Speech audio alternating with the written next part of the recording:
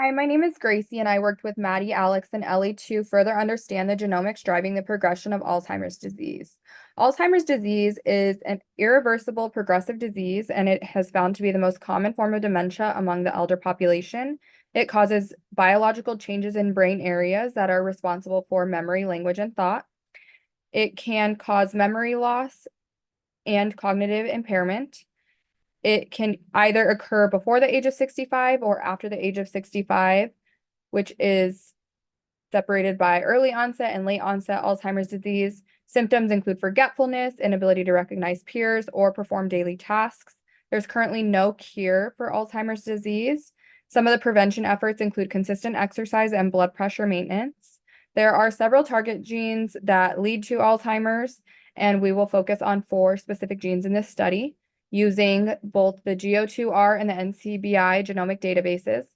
Our focus in our research study will be to determine if there is a specific gene mutation responsible for initiating the disease in both males and females, and we hypothesize that different genes resulting in Alzheimer's are expressed similarly between both males and females.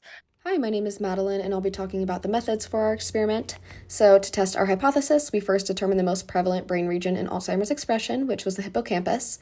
Then, using the GO2R database, we assessed Alzheimer's expression in the hippocampus of 19 total adults that were 60 years and younger. Several results came back regarding single sex, so we observed the 4 most significant genes according to p-value for gene expression in male versus female.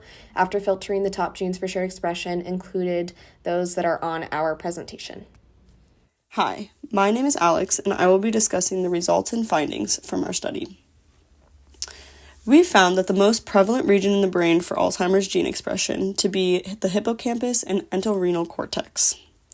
After running the GO2R for individuals suffering from hippocampus-related Alzheimer's disease, we found that females show the higher expression of genes of interest compared to males, which can be seen on the left from our 4 figures.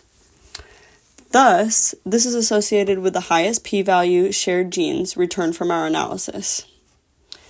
The greatest average difference in gene expression observed between males and females was found in the pseudouridine 5' phosphatase, which can be seen in the figure 1A. And this compares the female and male, and it's evident that the female has a very high p-value in gene expression.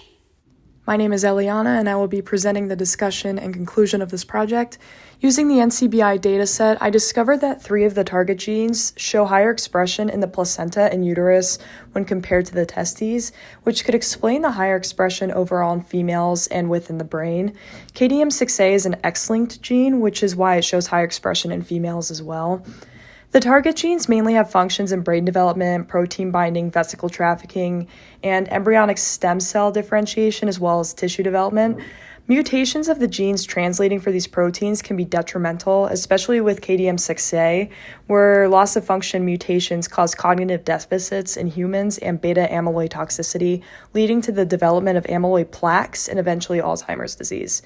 Mutations of the other target genes are also associated with the development of stress granules associated with the neurodegenerative disease and the induction of Alzheimer's pathologies.